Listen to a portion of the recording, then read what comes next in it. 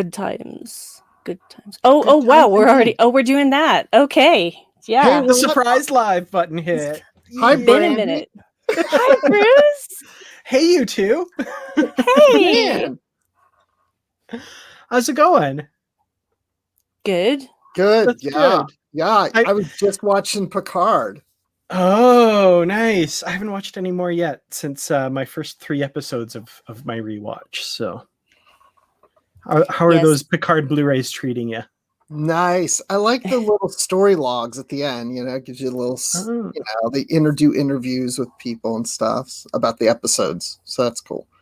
Cool. I haven't checked that out yet. So I love the special features, which is why I keep getting the Blu-rays for the Star Trek stuff, because I want those commentaries, I want those special features, I want the behind-the-scenes stuff.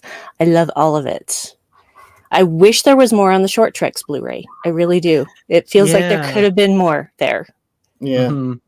We just talked about the short trek, or no, we talked about the Lower Decks Blu-ray on the podcast this week, and that's another one, like lots of special features, but I wish there were some commentaries, but that's okay. Yes, commentaries would be good. We'll just have to make our own commentaries. Let's do it. Let's do a live commentary of a Lower Decks episode. Oh, I'm writing that idea down. We're not set up to do that tonight. Just no, of course not.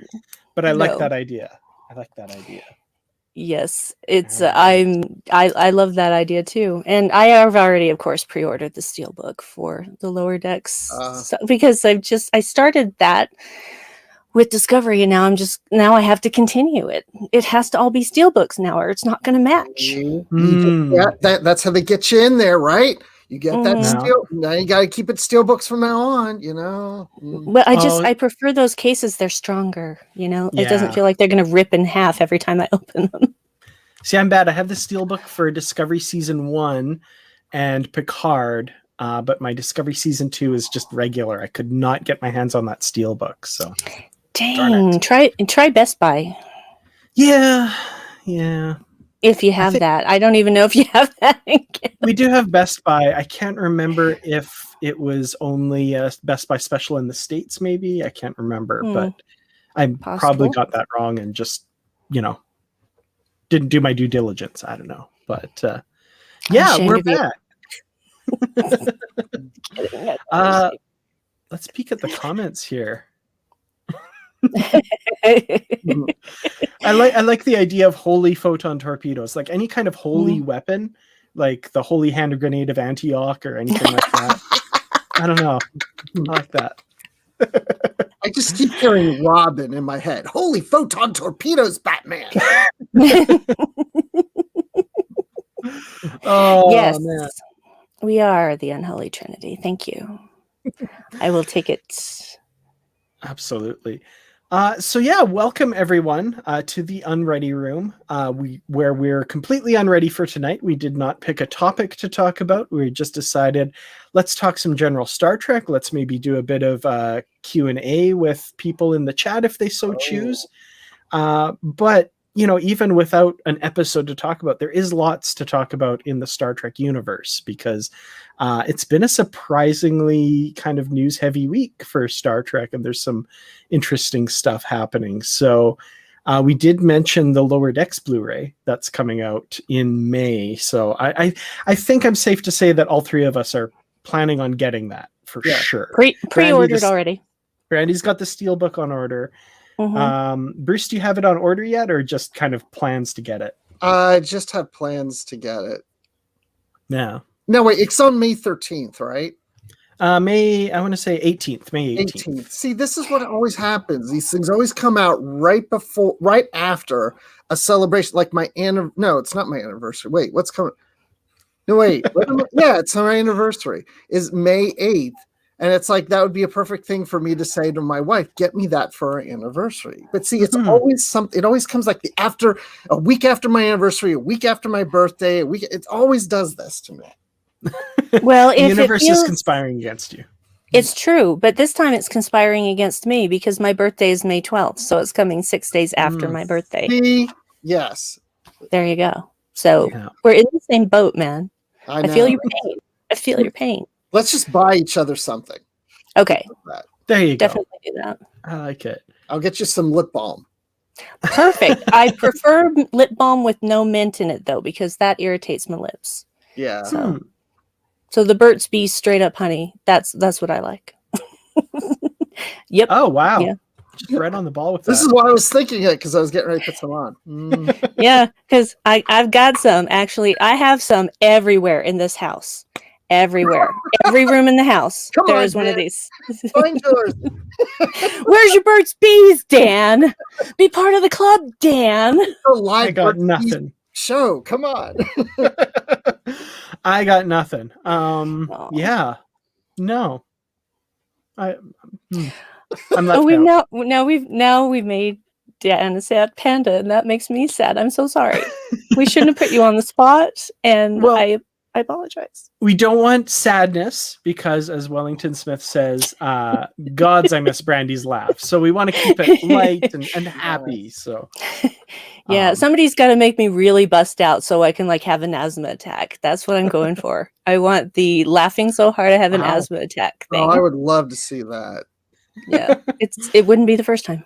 Does it help that I'm not wearing pants right now? Does that make you laugh? Or do I need to stand up? Please don't. Yeah, no. Please don't. I'm still traumatized from rewatching The Trouble with Edward for what the future holds. So please don't. Okay. So not a fan of The Trouble with Edward. No. I like The Trouble with Edward. Okay. I just don't like seeing Edward without pants. Isn't that disturbing? His little underwear with his little junk right there. I mean, it's just a little too much. Ooh, no. The reveal is so well done, though, where you're only seeing him from here up, and then the long shot down the corridor. That's so terrific. Yep. Yeah. What's disturbing is seeing Commander Decker on the Enterprise in that little onesie thing that he's wearing. Oh man. The jammies. Yeah. Starfleet's pajama phase. Please, somebody ask a question before I talk about something I'll regret later. Please. I'm already regretting. Don't get me wrong. I love the motion picture. It is very dear to my heart. So I own it on Blu-ray and everything. So nice. I saw it in the theater when it happened. 3 years ago? Which I'd never seen it in the theater because I was too young when it came out. My parents weren't taking 6-year-olds to movie theaters at that time. So that's understandable. Yeah. Motion picture actually plays a really big role in how I became a Star Trek fan. I love that film because of that. The Klingon ship passing and then the camera twisting and it goes. I was hooked at that point. I'm like, what is this? This looks amazing. I need to know everything about this universe. And the rest is history. And one day I want to grow up and do a podcast about it. Yeah, I don't even know what a podcast is yet, but I'm going to do one. No idea, but I'm going to do it on the internet. Don't know what that is either, but... It's so weird because I'm so used to the director's edition of it. I've seen that so much, but now I bought the Blu-ray box set of the 10 films, and I was watching the commentary on the motion picture, but it's the original theatrical cut, and that's so weird because I'm so used to the director's cut that I'm like, wait, what happened to that scene? Oh wait, we just jumped ahead, and it's very, it's so odd how much they cut out of there. So much of the dialogue between the characters, it just brings more humanity to it, and those things are in there. Yeah, absolutely. Yeah. I really want, the director's edition on Blu-ray. That needs to happen somehow. Yeah, I think it's because of the special effects, the way they did them, it won't work for the Blu-ray. Yeah, they basically, as far as I know, would have to redo them again from the ground up, which... I don't know if that money's there. So, if anybody's willing to put that money towards it, I should say. Just do an Indiegogo campaign and you'll get the money you need, y'all. Yes. Apparently. That and Star Trek V, The Final Frontier. I want to see that redone too. Not the whole movie, just the special. Actually, I want black people. Let's redo the whole movie Actually, with a new generation of people and a better script. How about that? We'll just use the Kelvin timeline cast in it. Okay, that works for me. I'm on board. Ready to be shot, they'll be old enough. That's Well, okay. They have a habit of casting younger people in older roles for that whole universe anyway. So what would be different? Right, there you go. Mm-hmm. Well, speaking of Star Trek films, Douglas Mayo has a good question and something that I wanted to talk about a bit tonight. Anyway, what's your thoughts on the news about Star Trek 4? And I'm presumably talking about them tapping writer Kalinda Vasquez of Short Treks and Discovery and Fear the Walking Dead to write the new Star Trek movie. So this would be, and I think we were talking on the podcast, the 4th or the 5th kind of jerky start to maybe movie coming next. Yeah, something like that. Yeah. So what are your thoughts on that development? Bruce, I guess. I was going to say, chick somebody. I just hope they save the whales at the end. That's my only hope. Well, I want a lot of swearing and cussing from Spock in it. So my thoughts are, as Dan, you mentioned when we recorded earlier on our podcast today, I always say I don't try to take it too seriously until they say the word action, because how many false starts have we gotten? We've been given directors, we've been given writers, we've been getting all kinds of stuff in the past. Oh, we're getting a movie. I mean, I just remember just a few years ago, we got an announcement of possibly getting 2 feature films. And then we were all like, oh, we were getting 2. I just don't even know anymore. I mean, I'm excited about this. I hope it happens. And I hope the fact that since she's worked on Short Treks and she's worked on Discovery and stuff, that she brings some kind of element to a film that kind of connects to these new series in a way and kind of builds this expanded universe of products that when people go to the theater, they then go, hey, I like that. I want to see these shows that somehow maybe lightly connect to this. Mm-hmm. Brandi, your thoughts? I'll believe it when I see it. Yeah. So, because again, there have been a lot of false starts, and that's just the nature of the business, really. Mm-hmm. But I am just going to be at the point where I'm just going to wait until something's actually happening, they're actually filming, and then I will, believe it. But honestly, you guys know how I feel about the first 2 Kelvin movies. It's going to be nice to see something written by a woman if this all indeed comes to fruition. So, I'm open to it.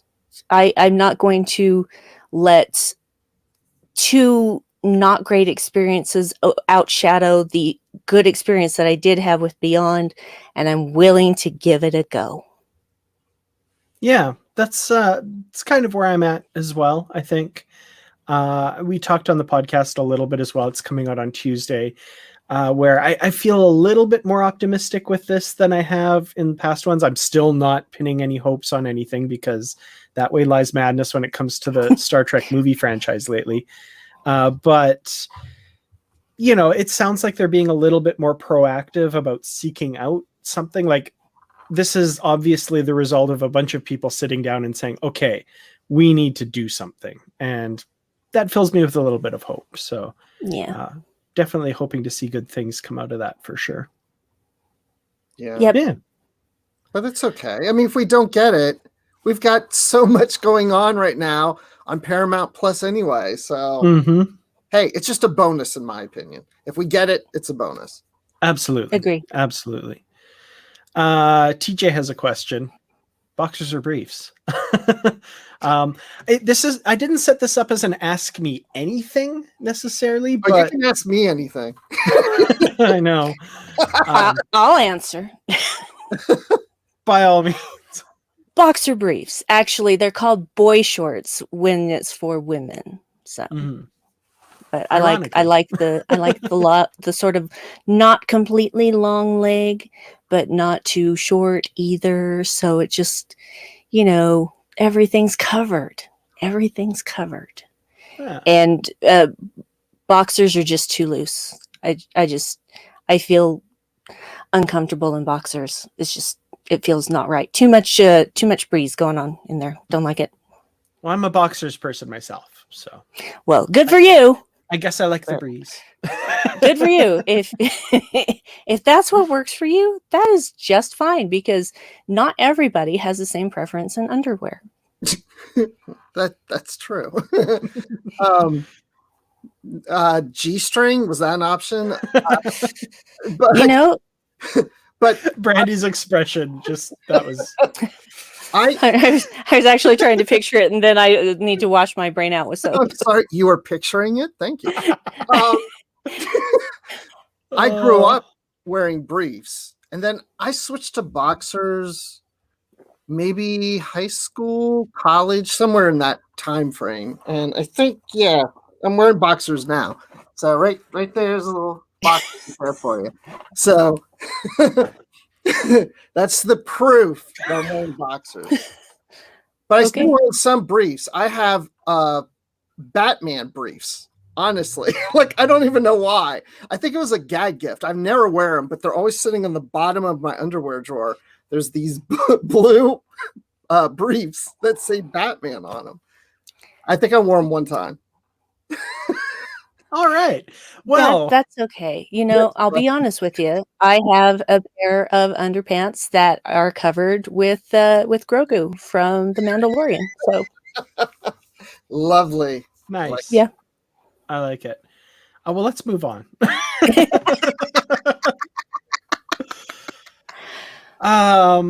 So this is another thing that I kind of wanted to talk a bit about. M says, so who's inordinately proud of the multiple Saturn Award nominations? So Star Trek Discovery and Star Trek Picard both netted a ton of nominations for the Saturn Awards. And I wouldn't say I'm inordinately proud. I'd say I'm about the level of, like, I expected, Of course they should be recognized. And we expect that they're all going to win. Yes, absolutely. Every single category. Yes. Well, except I guess in best series, Picard and Discovery are up against each other too. So it's a tie. It'll be a tie. Yep, there you go. The votes were exactly even, and therefore they have to award it to both of them. I like it. A shared Saturn Award between the two of them, for sure. Mm-hmm. So, it was great, though. Acting nominations for Sonequa Martin-Green and Doug Jones, and for Sir Patrick Stewart, of course, and Issa Briones, I think, got a nomination. I'm missing somebody. There was somebody else, I think. I should have this open. Jerry Ryan, did you mention her? Jerry Ryan got nominated for an acting award as well. So, pretty exciting. I'm excited about that. And so did Kate Mulgrew, but not for Star Trek. Yes, that's true. I think wins across the board for Star Trek, but I would say that no matter what. So, fingers crossed. Absolutely. So, what do we want to talk about next? Who's got questions? Any questions? There's got to be more questions, right? I'm looking here. What are the chances of a Discovery the motion picture? I don't know.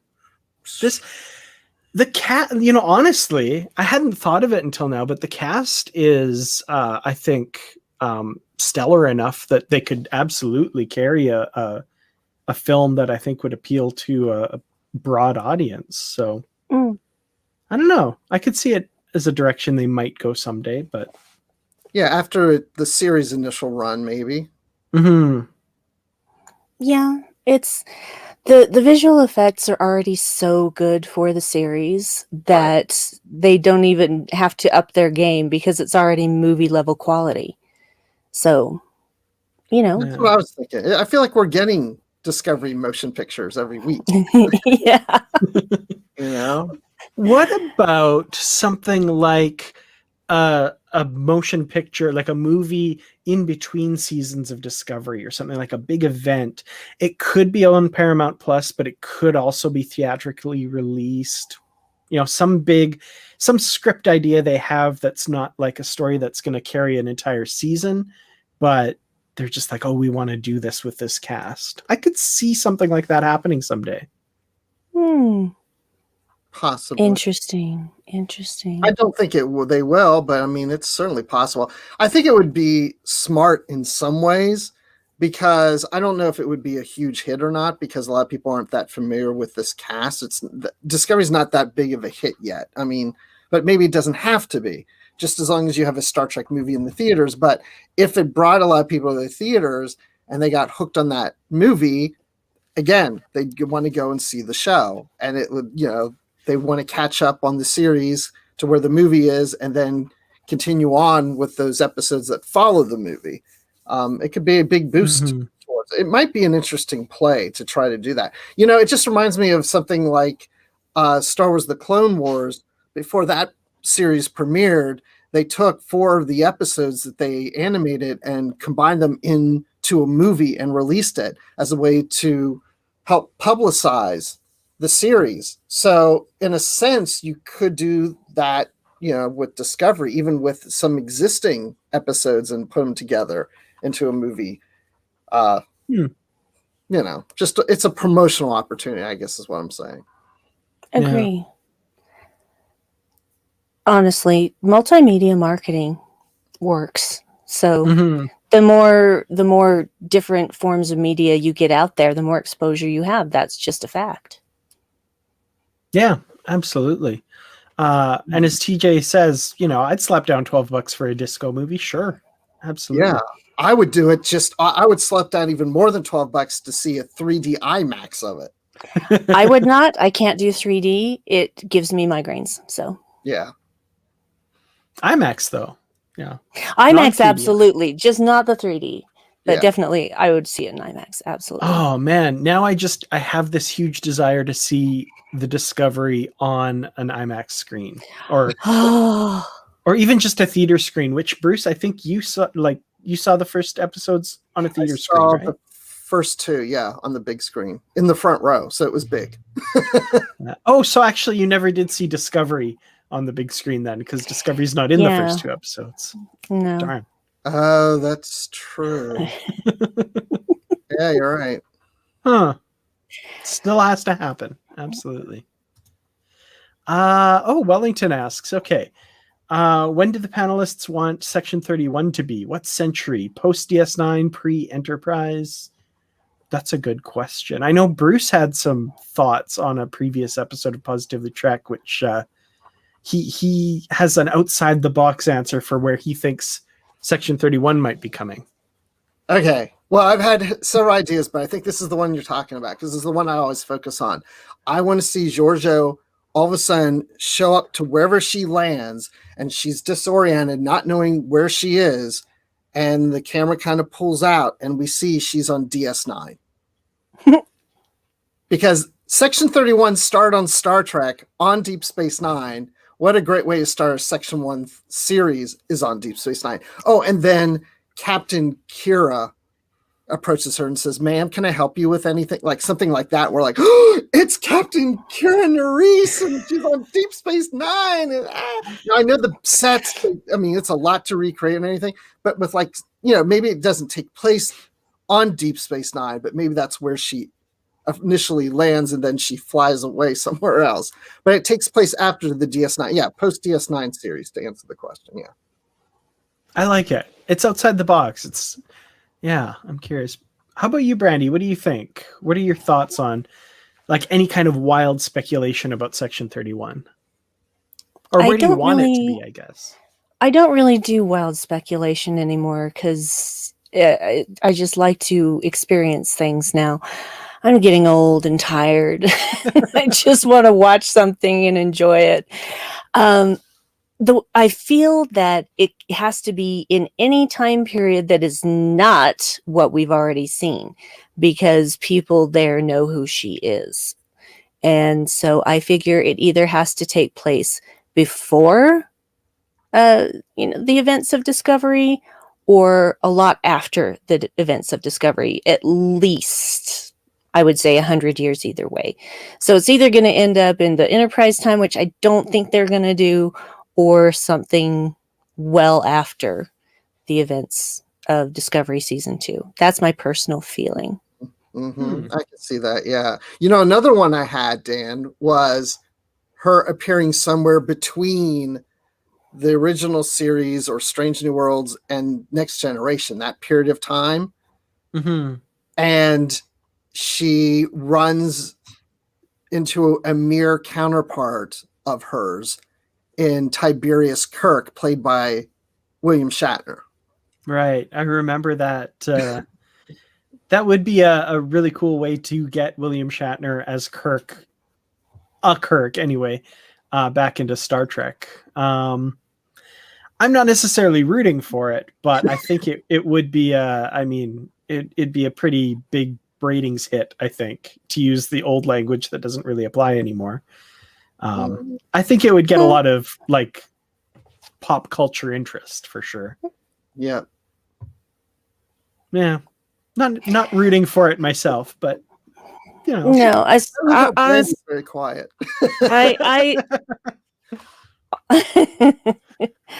Let me just say, I am tired of Kirk. He was never my favorite part of the original series or the animated series or the movies. That's not why I watched Star Trek. So it's just, it doesn't hold any interest for me personally. So, you know, I just really don't need to see William Shatner in Trek again. I'm kind of in the same boat a little bit. I'm not the biggest fan of bringing him back for the sake of, you know, having a, you know, I think like his time in Star Trek is past.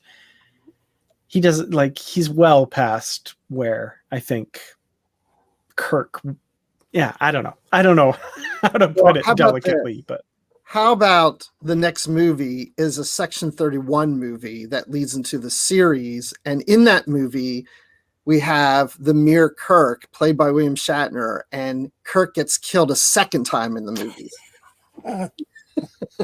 Only if they bring back Malcolm McDowell to do it again, because please, he was so happy to do it the first time. Oh goodness. Yep. We should probably move on from this topic, or we're going to get ourselves in trouble. Haven't we already? I think so, probably. Shane has a good question. Again, speculating on the future of Star Trek, which, you know, it's something that gets asked a lot. I know it's not our favorite thing. But he asks, any idea on what Star Trek Discovery Season 4 will feature other than deep space exploration, or what would you like the season to explore? For myself, my guess is there will be some big thing, mystery, that will be the basis of the season again. That kind of seems to be what they do. But beyond that, I'm not sure. I haven't really given it much thought. How about you guys? Any thoughts about that? I haven't thought too much, except for the fact that I think Saru will be like an ambassador or something like that. That will be his role, and Discovery is his flagship under the command of Burnham or something to that effect. But what I'd like to see is, instead of a season-long arc, which I know they'll do anyway, but I like that format they did in season 4 of Enterprise, the mini arcs. Like maybe there's like 3 or 4 episodes that create an arc and then another arc. And I'd love to see the season play that way, because then you're getting, I feel like, more story, throughout the season, as opposed to one big overarching story. I kind of like to see that format, but what would I like to see? I don't know, Brandi, what do we want to see? Well, what I think we're going to see, and I could be completely wrong, but season 3 ends with the fact that they now can take dilithium to all these places that have been disconnected from the Federation for so long. So I feel like we're going to see a lot of hopping around the galaxy delivering dilithium. and finding out, oh, there's another problem that we have to solve here. So let's deliver this stuff, but now we've got to fix this problem too. And maybe all of these problems have something in common, have some kind of common cause that they have to figure out.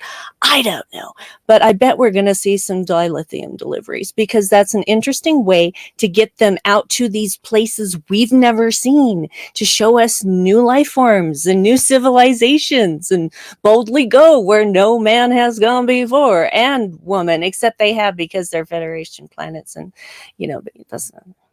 So they need they need the programmable matter to like create a design on the side of the ship that says FedEx, except it's like Federation Express. They're delivering the lithium. I like that.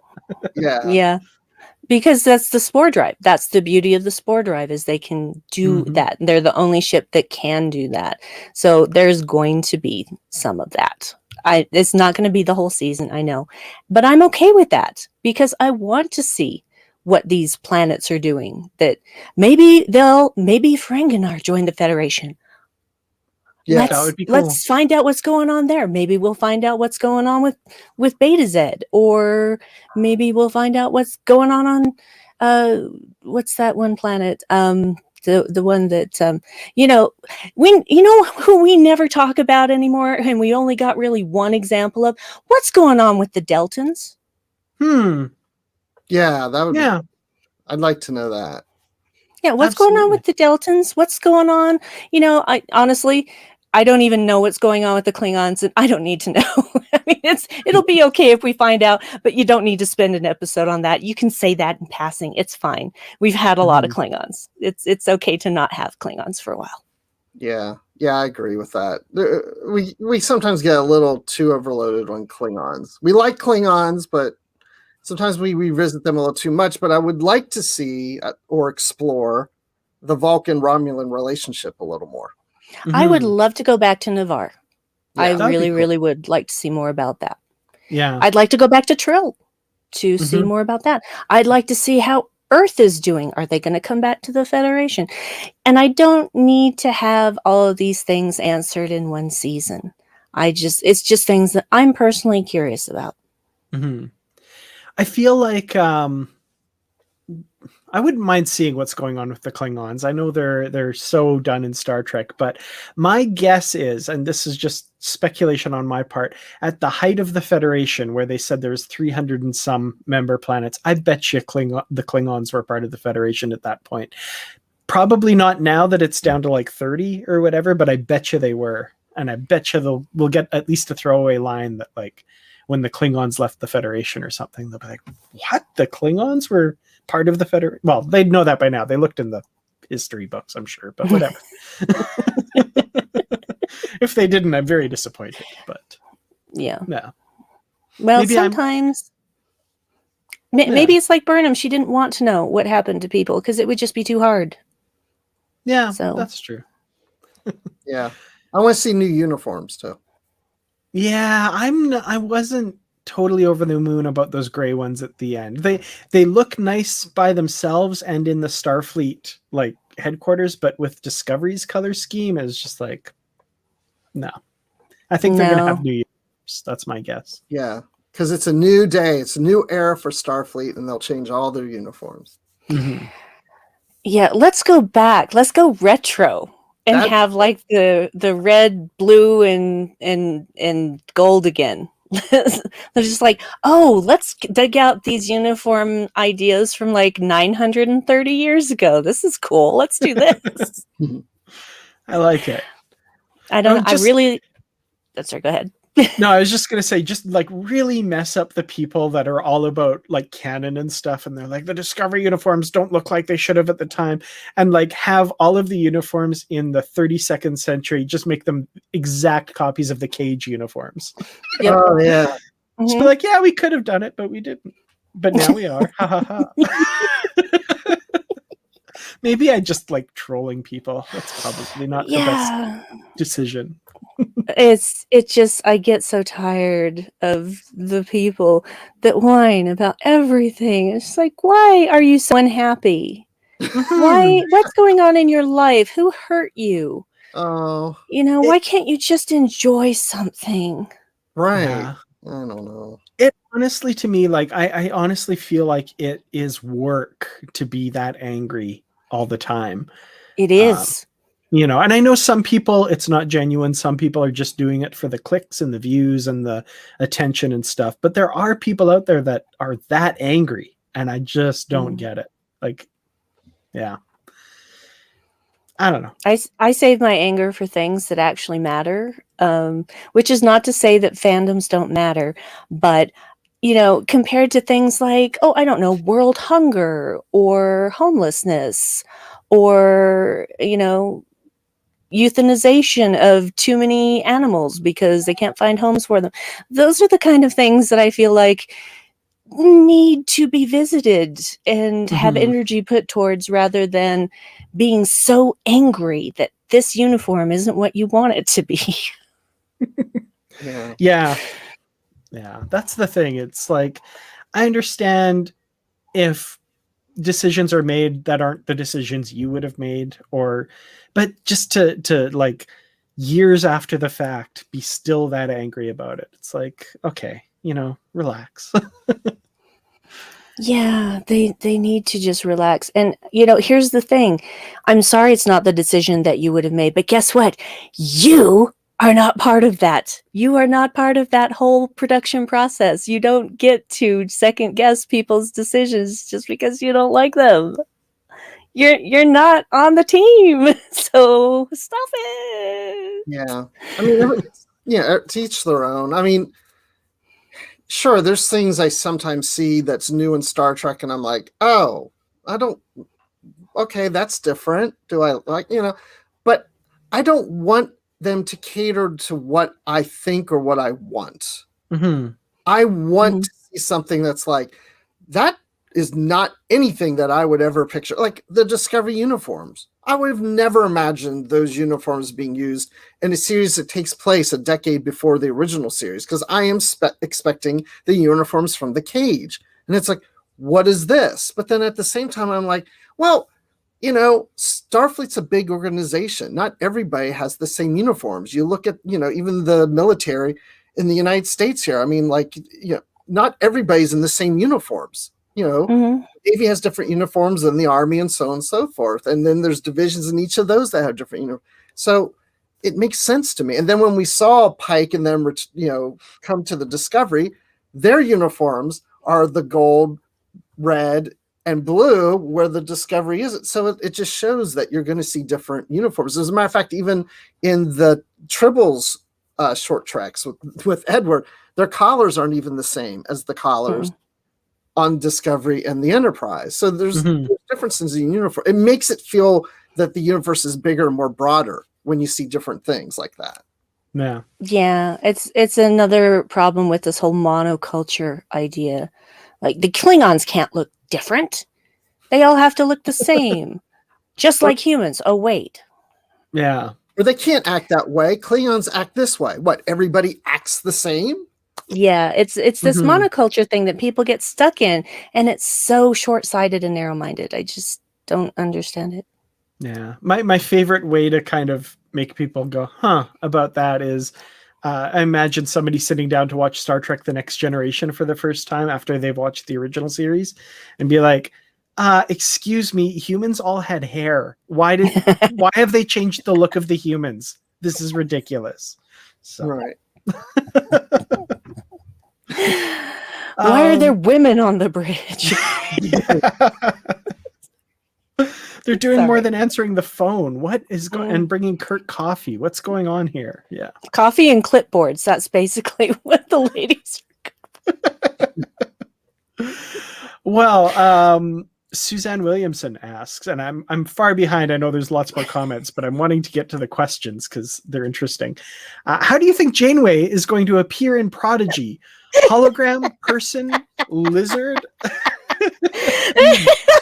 I like the idea of her showing up as her like hyper evolved lizard form. That would be Janeway Jr. Is that right? Just because it resembled a lizard doesn't mean it was actually a lizard, because they were still human. It was just an evolution that would normally take about 1 million years to get to. So, oh, don't get me started on that episode. But I should have just said, if one line changed, it would have been infinitely better. If they just said mutated instead of evolved, because that's not how that works. That's not what evolution means. Anyway. In any case, I hope lizard. I can just see her. I can see her finding Tom, and they go back for their babies. And though Tom, of course, is now married to B'Elanna and has a daughter with her, they're kind of like, it's just shared custody, a weird shared custody situation. So it's like, okay, you get the babies this weekend, I get the babies next weekend. I don't know. I'm taking this too far. In all seriousness, I would love to see an episode of Prodigy where they're in Janeway's ready room or whatever, and she has a pet lizard in a little tank behind her. Just that little Easter egg of that. That would just be perfect. That would be something. Yeah. Yeah. I don't know. To kind of seriously answer the question, I kind of hope it's actually Janeway. I hope it's Janeway in the flesh. I could see it being a compelling and interesting story if she is a hologram or AI or some version of Janeway like that. But I personally hope it's actually her. Mm-hmm. Yeah. Or a lizard. I'd be okay with lizard too. No, we have to see the real Janeway, not a hologram no, we want Janeway there for sure. Mm-hmm. Yeah. Yeah. That's how I feel too. I really just want her on the ship. Yep. With her pet lizard, Tom.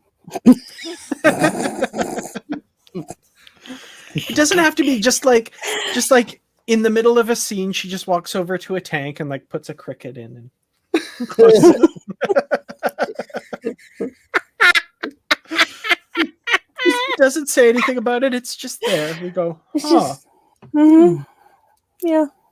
Because see, you can do that in animation. There's things you can do in animation that you can't do in live action without spending a ton of money. So, absolutely, it's her spirit guide, that lizard. Oh no!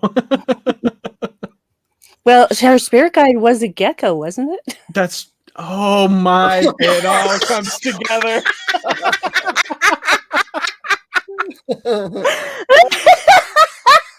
Without those little lizards. Somebody get on the phone to the Hageman brothers.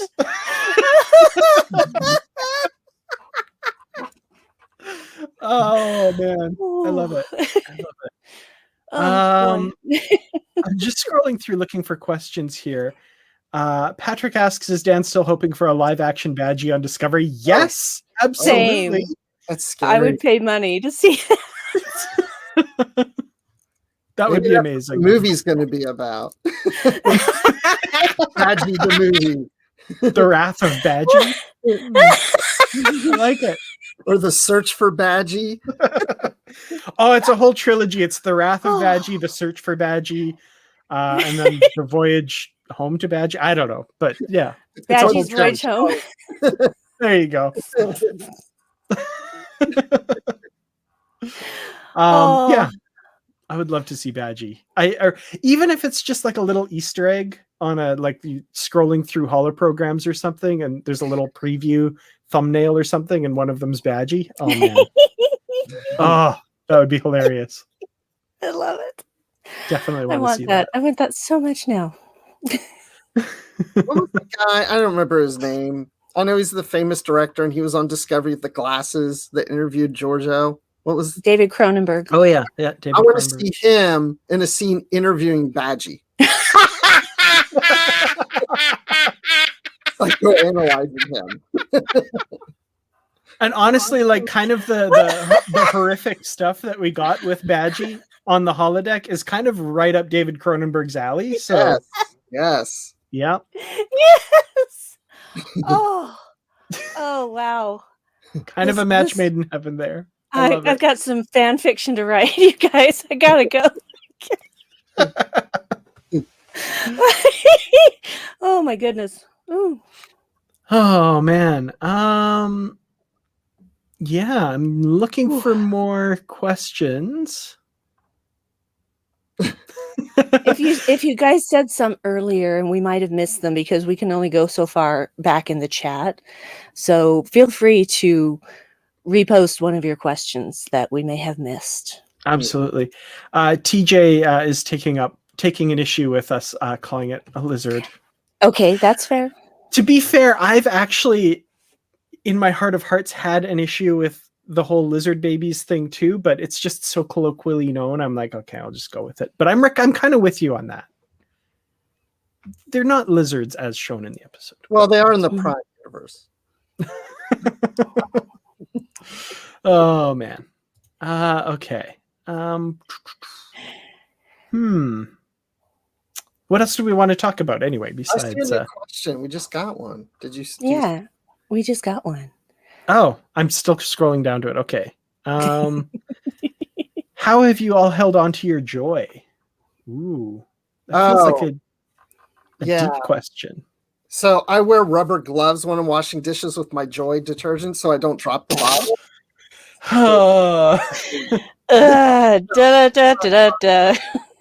It's this weird sense of humor that I have to face all things in my life, in all honesty, to continue to hold on to my joy. I find the humor in everything.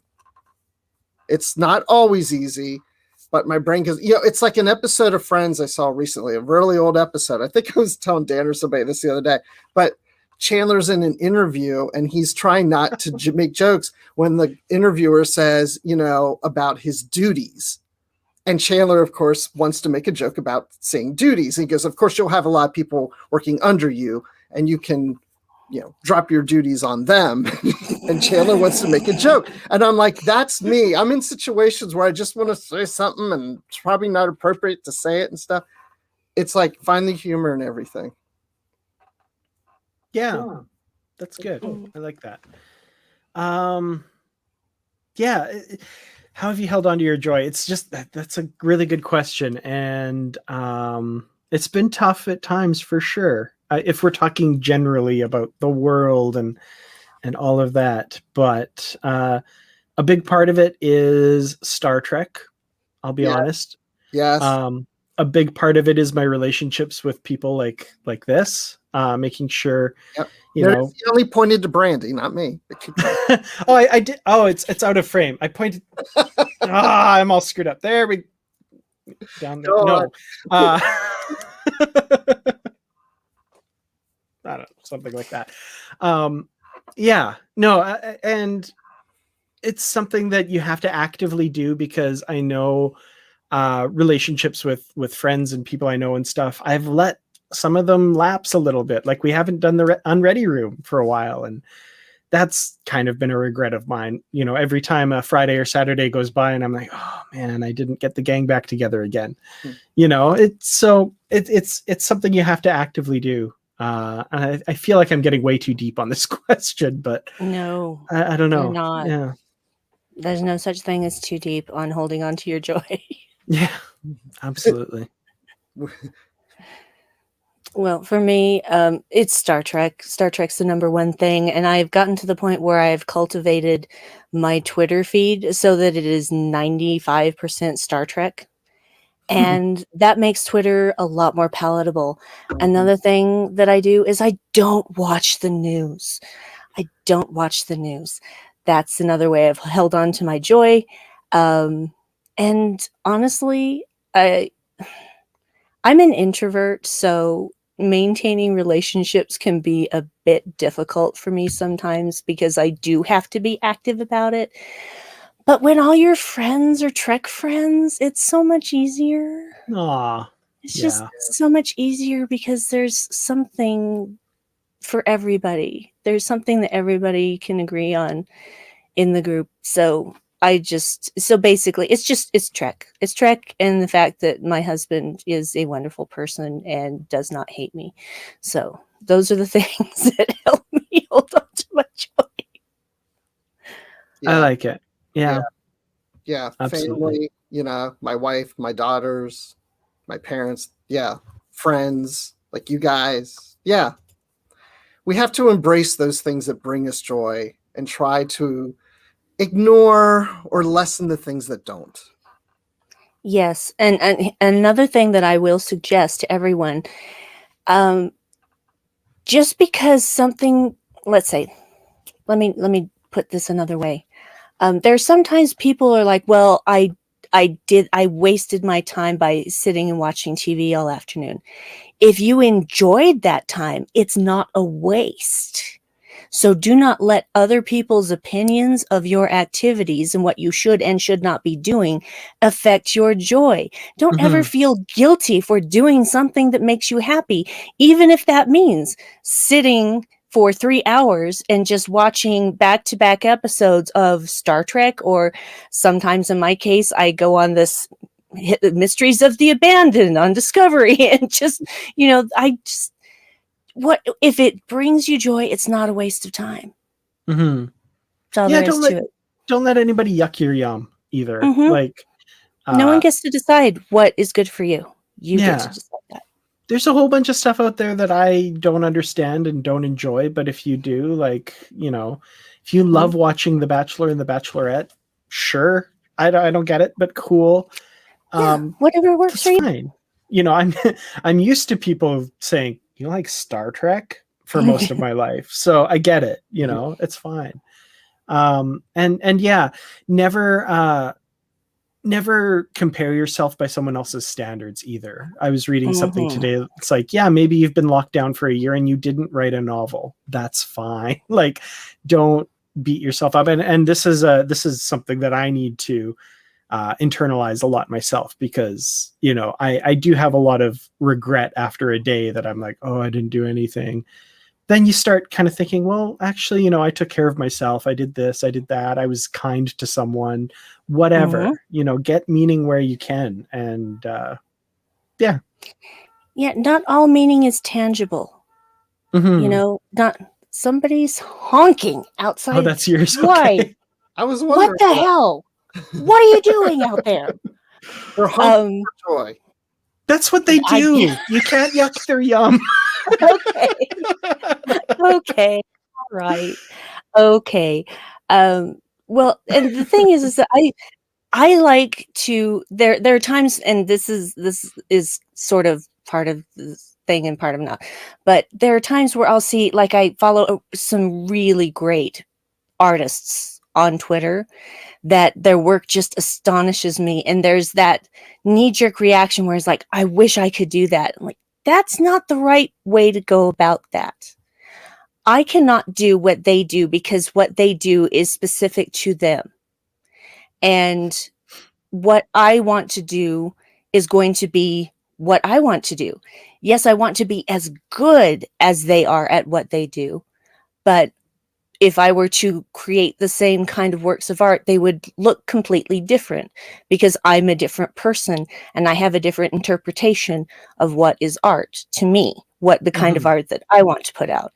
And so that's something I've learned in the last few weeks, is stop doing that. Stop saying, I wish I could do that, and just do the thing that you want to do. And maybe maybe I'm never going to be as good of an artist as, these people that I follow. And that's fine, because I'm doing it for me. I'm not doing it for clicks or likes or anything like that. So I just started working on fan art of my own, and I've gotten halfway through one thing, and that's all that I've done so far. And now I'm scared to work on it more because I'm afraid I'm going to ruin it, and I've got to get over that. Oh, yeah. Oh, well, really got to get over. I mean, doing it is that's the hardest thing. Like, it doesn't, I think getting started on something like that is honestly the most difficult thing. So that's awesome. And I really hope that we get to see it. But if we don't get to at some point, that's I'll show you right now. I'll show you what's done. I've got to move my drink because I'm going to knock it over if I leave it where it is. Okay, because I have to get brave. And if I don't start showing things to people, then they're not going to. Now, keep in mind, this is not finished. It's not even inked. It's not been painted or anything like that. Okay. Okay, this is it. Oh, wow. I love it. Great. So Yes. this is what I'm working on. And I'm so scared I'm going to fuck it. Screw it up. Sorry, Mom. No, that's awesome. Wow. Yeah. No, I love it. I think that's really, it's way better than anything I could ever do. That's amazing. Oh, yeah, same here. You'd have no idea how many hours that took me. And that's fine. Yeah. That's fine. Everything that I do in art now just kind of turns out a little manga, little anime. Got that I was going to say in it. Yeah. Yeah, could you kind of hold that up again? Because it's kind of small on my screen, and I want to see if is there a way. Can I make Brandy's pain? I think I don't know. Can I? Hold on. Can make just me? That was There we there. go. I wonder if that's Spock. Yeah, that's Spock. Yeah. Yeah. Okay, I see him better now. Yeah. Of course. That's so good. What am I gonna draw first? Have you met right? me? Have you met me?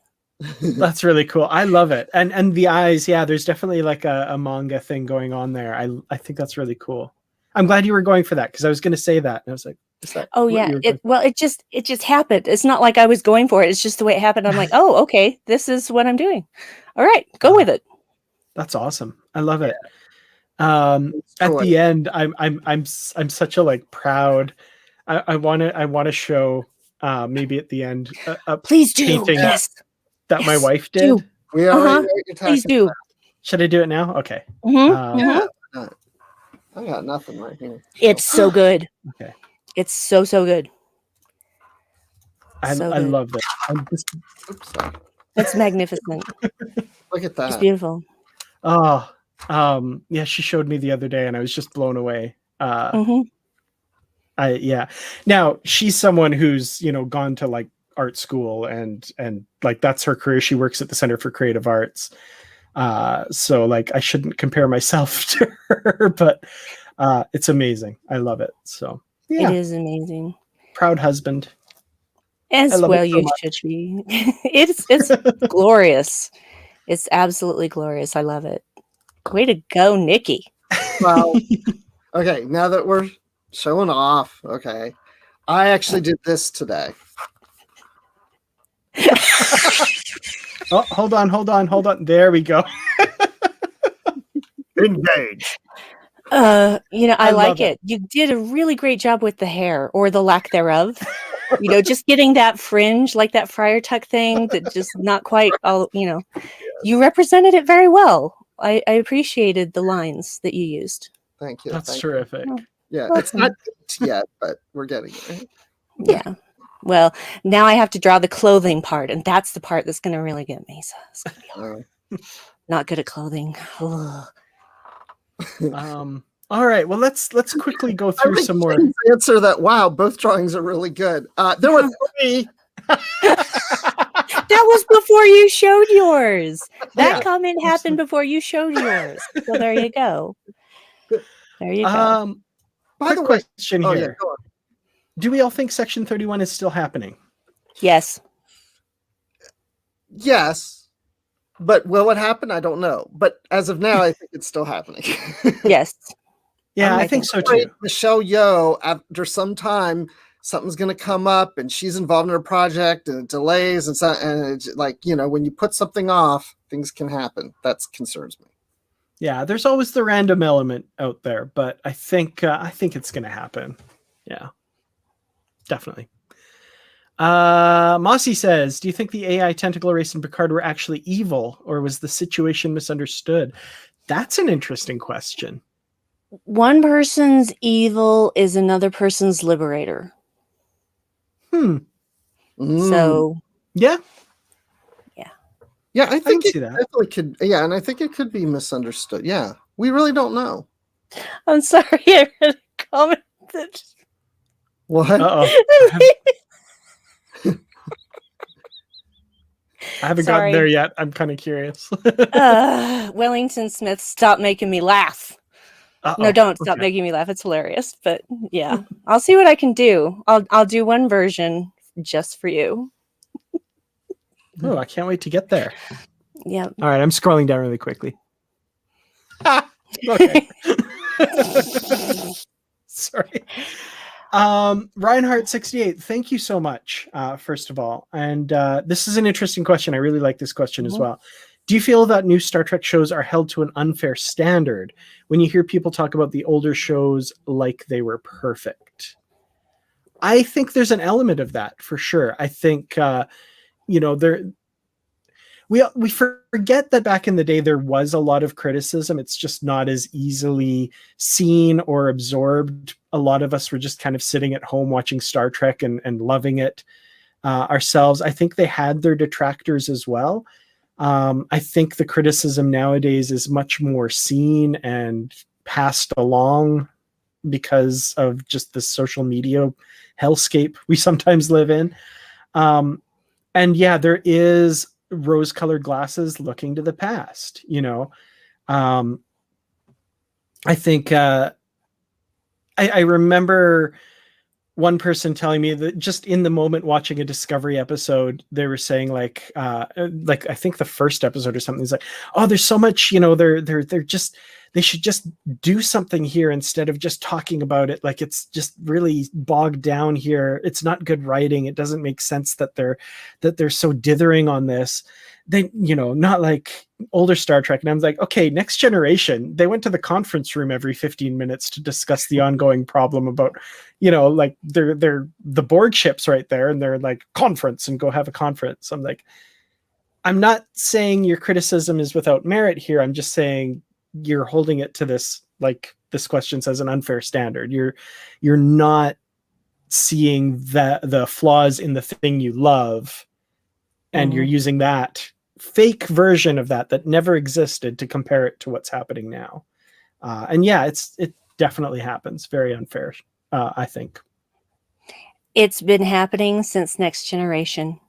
Yep. Just, I've been to conventions where our wonderful friend Larry Nemechek has been a guest multiple times, and he has like pictures of the fan mail that he'll put up on the screen, and it doesn't matter which series it is. Each time there's a new series, it's the same kind of mail every single time. It's only exacerbated, again, like Dan said, by social media, because now everybody has a voice and everybody can hear that voice, for good or ill.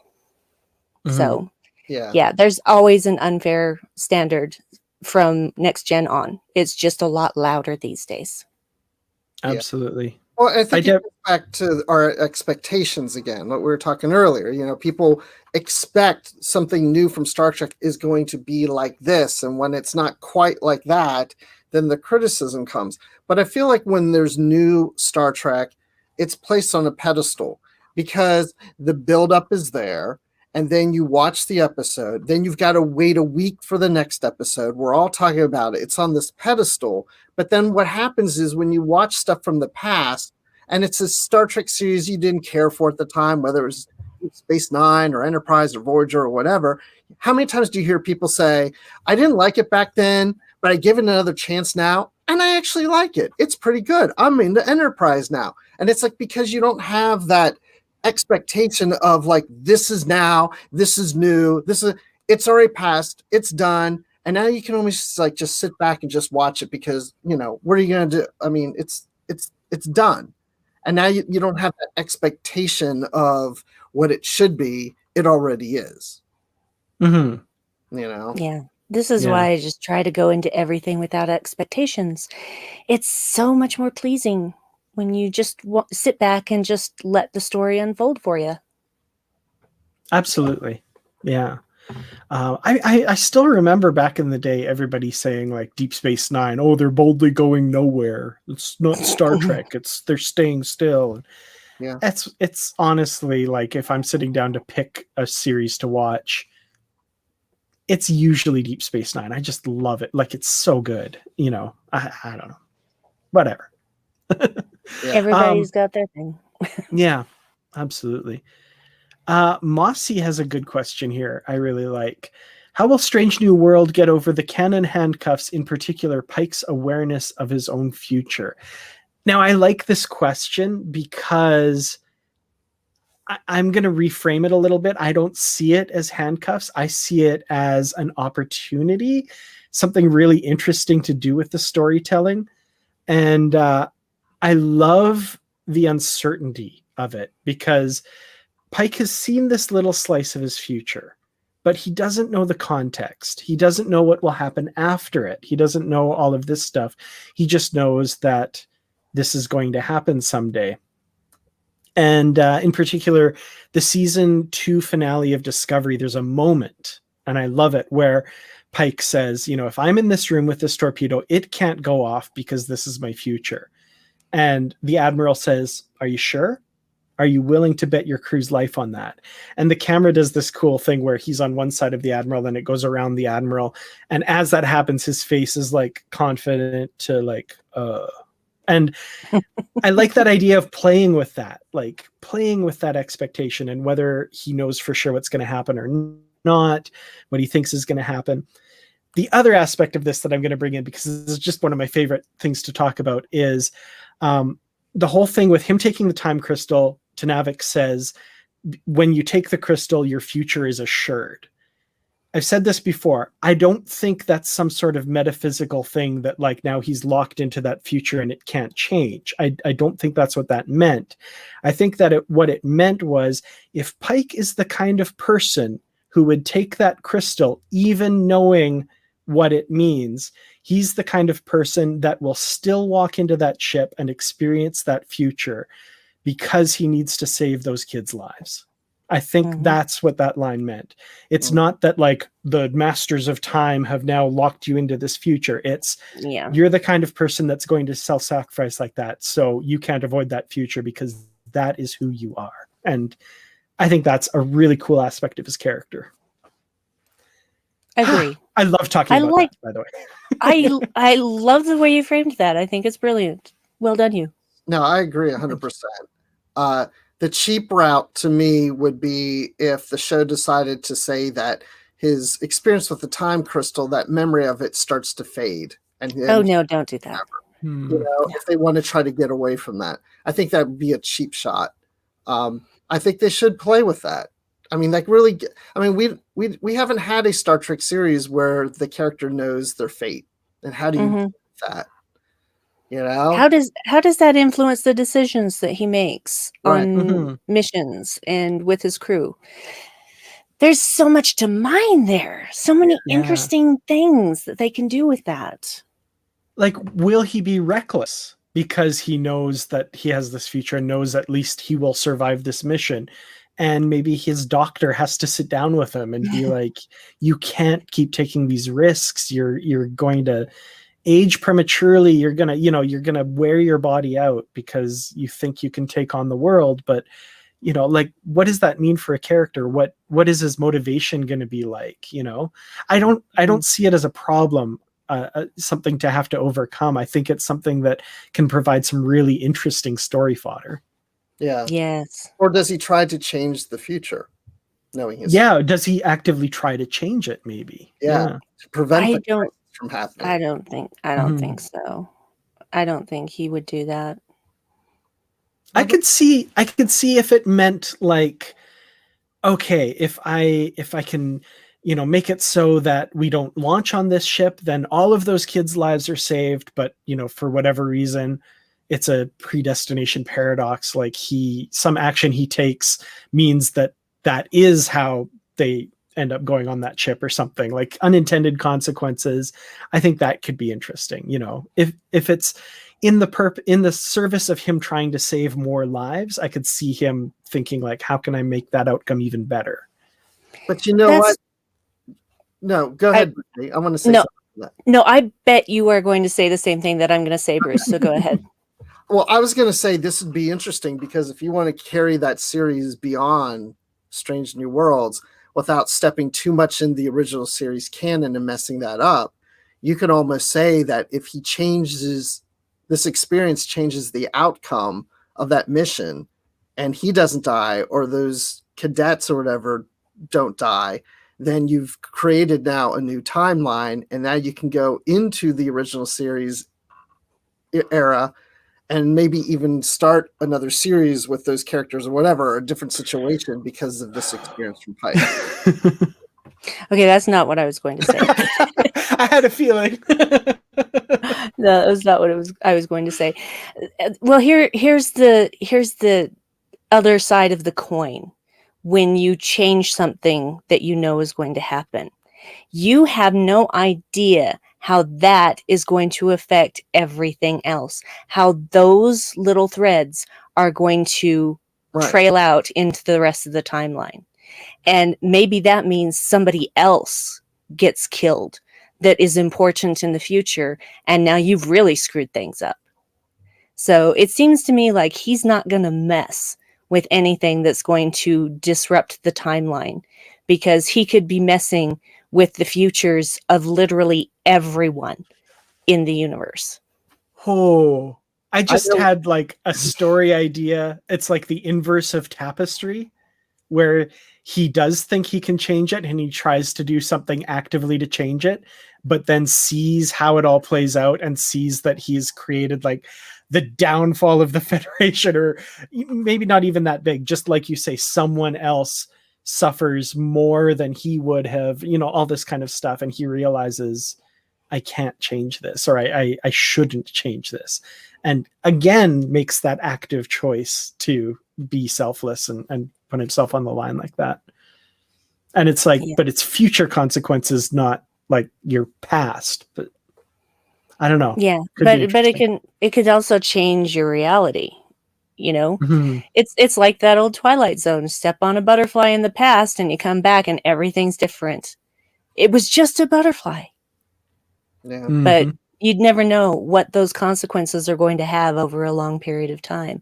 And maybe him, changing the outcome of that mission ends up with Earth being destroyed. How do you connect those dots? You couldn't say, but it's weird how one seemingly unconnected decision can spiral out and fracture so many things that you hadn't expected. Mm-hmm. I would be absolutely shocked if these conversations hadn't been happening in the writer's room of Strange New Worlds. Absolutely happened in the writer's room. Absolutely. Yeah, for sure. Yeah. Well, I think we've had a pretty successful Q&A and Star Trek discussion. Do we want to do something again next week? Yes. Okay. Next question. Do we want to talk about Star Trek episodes, kind of like how we were doing before Discovery came along, where we talk about other Star Trek episodes from around the Star Trek universe? Or what do we want to do? Or do we want to leave that up for a later decision? I don't know, but I'm going to say something back to TJ. Yeah, I understand what you did. And the reason that I thought that was Twilight Zone is because my friend Tom, who does the Twilight Zone podcast, read that story on his Twilight Zone podcast, and I just melded the two together. I apologize for the mistake. You are correct. Got it. Yes. So yeah, I'm easy. I'm up for anything. I shouldn't say I'm easy. People will start to get ideas. I need paper. I don't know if I'll be here next weekend because my daughter's coming home from college that weekend, so we'll see. Okay. That's all right. All right. Do we want to I'm seeing a comment here that I'm not understanding, but I'm very interested in Picard. I don't know. Mm-hmm.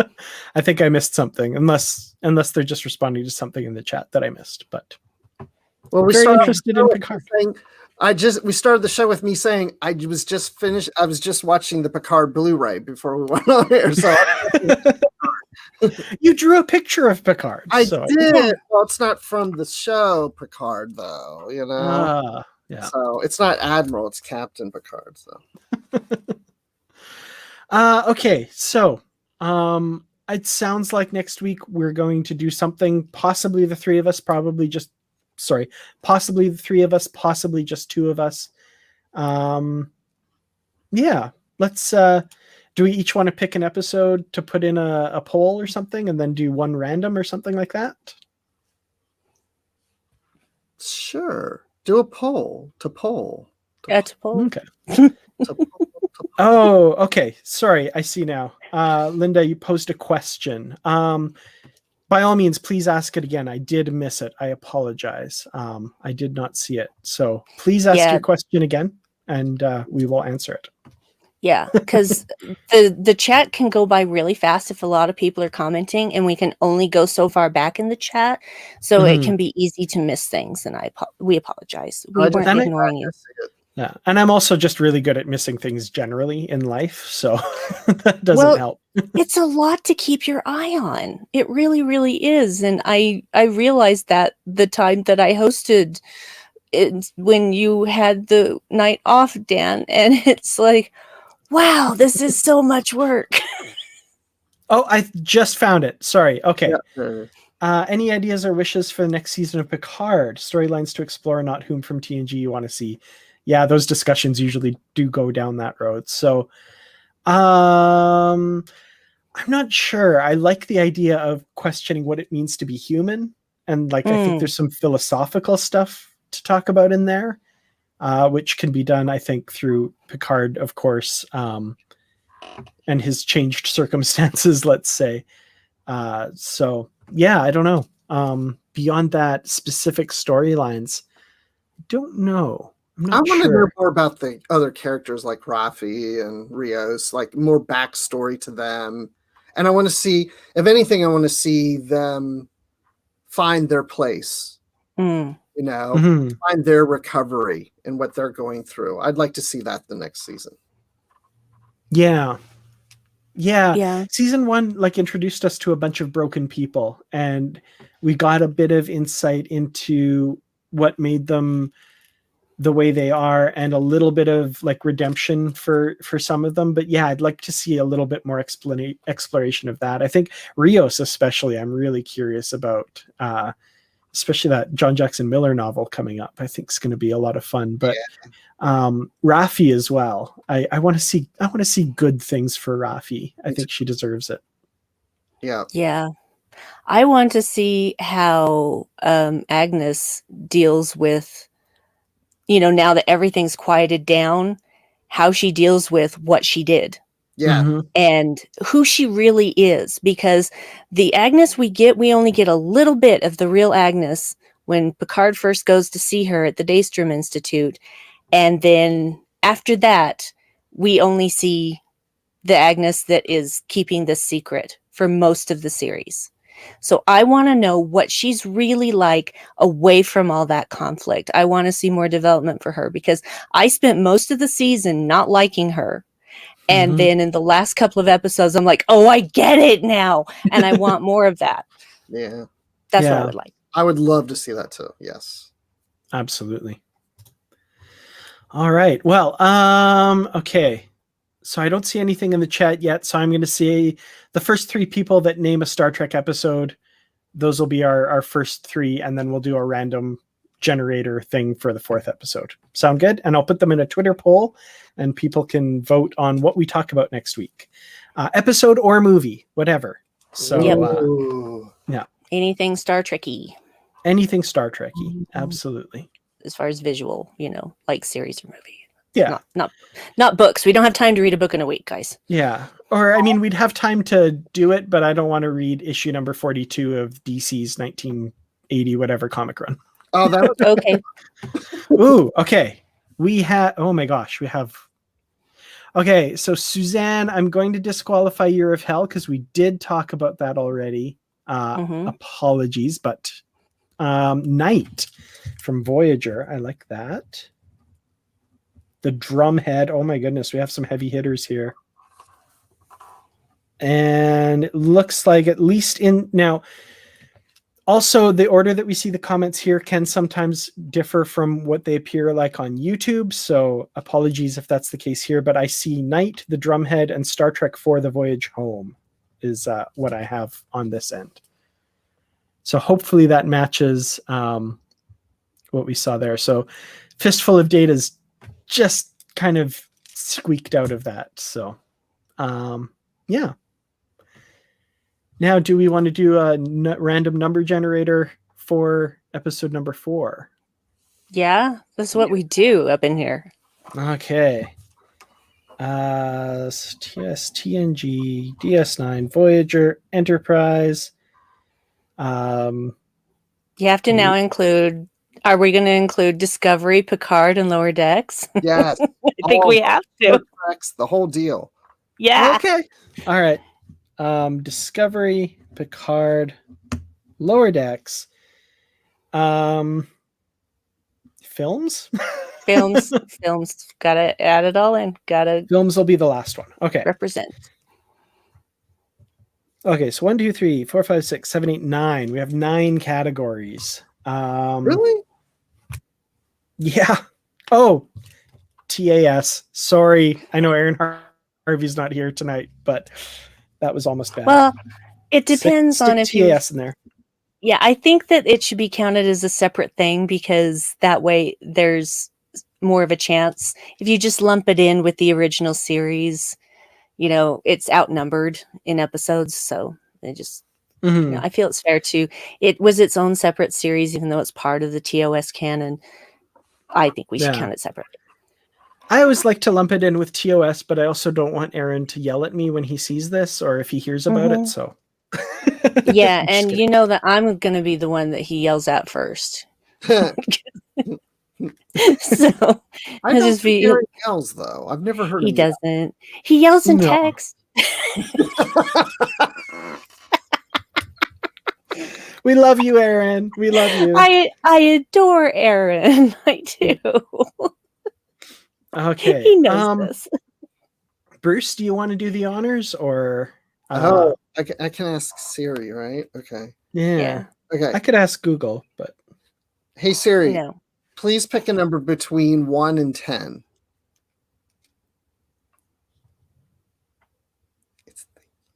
A random number between 1 and 10 is 1. TOS. TOS. Okay. All right. So between 1 and 3, I guess. Yep. 3 Hey seasons. Siri, pick a number between 1 and 3. A random number between 1 and 3 is 1. Okay. All right. I always feel weird saying pick a number between 1 and 3 because there's only one number between 1 and 3, right? Yeah, but Siri knows that it's which out of 1, 2, and 3. Right. It's all good. It's all good. Okay. I'm just gonna do How many are in that season? 20. 29. I was gonna say it's a lot. But let's make it 30, and the 30th is the cage, or the first is the cage. We'll make the first one the cage because that's not on this list. That works for me. Okay, Siri. Oh, I'm sorry. Hey Siri, give me a random number between 1 and 30. A random number between 1 and 30 is 9. Okay. So episode 9 going by air date order, which is what the list I have here is. I usually like production order, but and counting in the cage as number 1 would be Miri. Okay. I thought you were counting the cage as number 30. I changed my mind. Makes more sense. Yes. Okay. So Miri. Okay. So those are our 4 options. We have Voyager's Night, TNG's The Drumhead, Star Trek IV The Voyage Home, and TOS's Miri. So when we're done here, I will put a poll up on up on Twitter on we'll do it on @PositivelyTrek, and I'll share it there, and we'll all retweet it and go vote for which one we should talk about next week. Yup. All right. This has been very exciting YouTube right now. It feels good, you guys. It's awesome. I'm really happy to hang out with you guys again in this format. So, Same. yeah. Well, All right. Always hang out in this format in some ways or another. Yeah. This is It's true. It's true. We are separated by many miles, and yet here we are together. Absolutely. It's really weird because doing these live shows like this, and when we podcast, and for the many years that we podcast, we usually use something like Zoom. and we see each other while we're podcasting like this. So now it's weird with the whole COVID stuff that in my meetings, I'm spending the whole day doing this in meetings. And it's so weird because it's like, I feel like I'm podcasting. It's like, and now it's this blend of, I kind of feel like, is this work or is this fun? Which one am I in? And when I first started doing meetings by Zoom, I didn't have anything but my podcast mic. And I'd have my headphones on in this. And people were like, what is this, a radio show? I thought this was I heard that all the time. So I had to get another mic like I'm using today. Mm.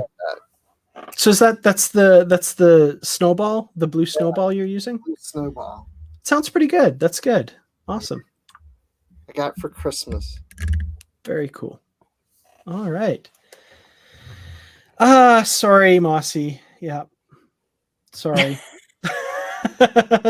No fistfuls of data. Thank you all so much for joining us. This has been a lot of fun. Stay tuned next week. I guess Saturday we'll do it again. We'll talk about one of these 4 episodes / movies. Have a great night and see you again soon. Bye.